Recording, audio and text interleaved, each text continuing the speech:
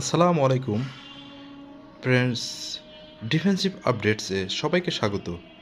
জে-10সি এবং জে-এফ-7 thunder block 3 যুদ্ধ বিমানগুলোর জন্য নতুন মাল্টিপল মুনিশন র্যাক এর দৌলতে 50% বেশি অস্ত্র বহন করার ক্ষমতার খবর আপনাদের সাথে শেয়ার করব। গ্রিসের আরও রাফাল যুদ্ধবিমান কেনার খবর, চীনের ফুজিয়ান এয়ারক্রাফট ক্যারিয়ারের আনুষ্ঠানিক অন্তর্ভুক্তিকরণ, আজারবাইজানের বিজয় প্যারেডে পাক সেনাবাহিনীর অংশগ্রহণ, এছাড়া আরও গুরুত্বপূর্ণ আন্তর্জাতিক প্রতিরক্ষা সংক্রান্ত খবর এই ভিডিওতে অন্তর্ভুক্ত থাকবে। তাহলে চলুন শুরু করা যাক। চীনের প্রতিরক্ষা সংস্থা একটি নতুন মাল্টিপল মুনিশন র্যাক চালু করেছে, যার কারণে 4.5 প্রজন্মের সমস্ত যুদ্ধবিমান আগের অস্ত্র বহন ক্ষমতার চেয়েও 50% বেশি অস্ত্র বহন করতে পারবে।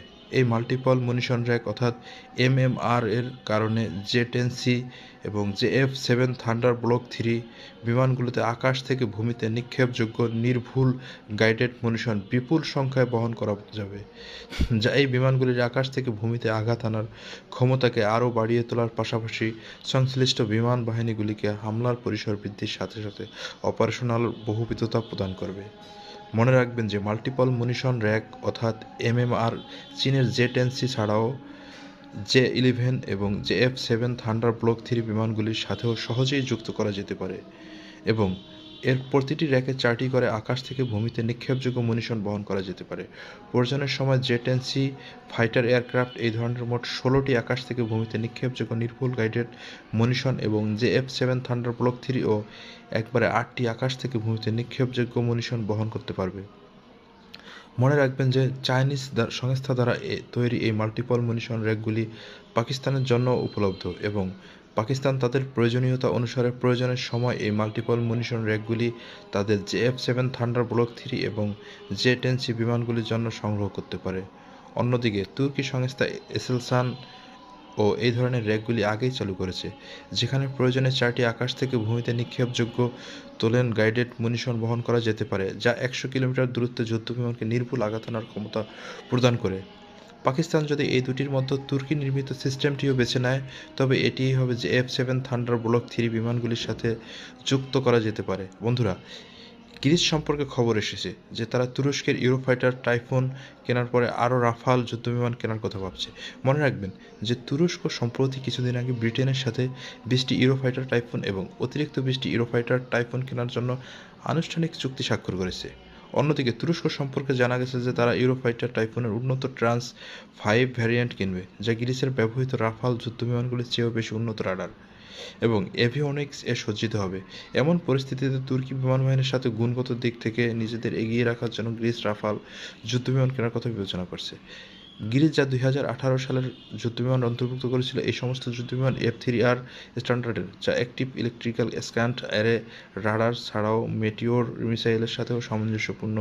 তবে ফরাসি বিমান বাহিনী তাদের পরিষেবাতে F4 সংস্করণটি 2023 সালে চালু করেছিল, যা 2050 থেকে 60 সাল পর্যন্ত ফরাসি বিমান বাহিনীতে পরিষেবা দেওয়ার সক্ষমতা রাখবে।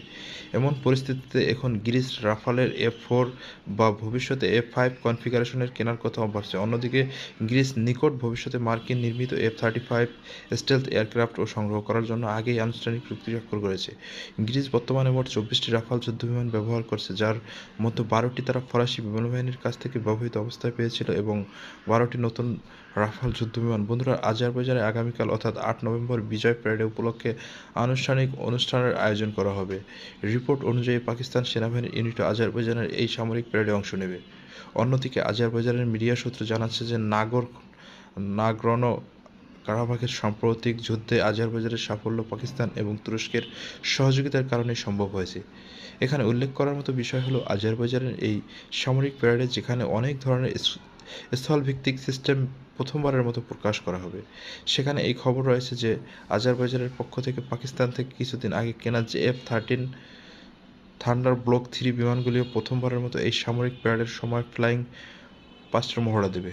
পাক আজারবাইজান এর জে-F-13 থান্ডার ব্লক 3 বিমানগুলি এই মুহূর্তে আগেই আজারবাইজানে রয়েছে, যা উভয় দেশের বিমান বাহিনীর মতো যৌথ বিমান মহড়ায় অংশ নিচ্ছে।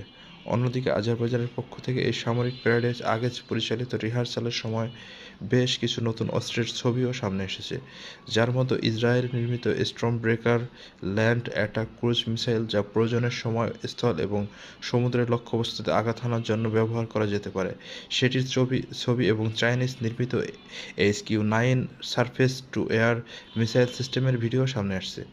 আজারবাইজানের পক্ষ থেকে এই সামরিক প্যারেডের সময় আরও অনেক অস্ত্র প্রথমবারের মতো প্রকাশ করার সম্ভাবনা রয়েছে। এই বিষয়ে অনানুষ্ঠানিক অনুষ্ঠানগুলি আগামীকাল আজারবাইজানে অনুষ্ঠিত হবে। বন্ধুরা, চীন তাদের নৌবাহিনীতে তৃতীয় এবং অত্যন্ত উন্নত ফুজিয়ান এয়ারক্রাফট ক্যারিয়ারকে আনুষ্ঠানিকভাবে অন্তর্ভুক্ত করেছে। এটি চীনের প্রথম ইলেকট্রোম্যাগনেটিক ক্যাটপাল্ট এয়ারক্রাফট ক্যারিয়ার, যার নাম দেওয়া হয়েছে ফুজিয়ান। অন্যদিকে চীন এর আগে তাদের অফিসিয়াল মিডিয়াতে এই কথা প্রকাশ করেছিল যে তারা এই বছরই অত্যন্ত উন্নত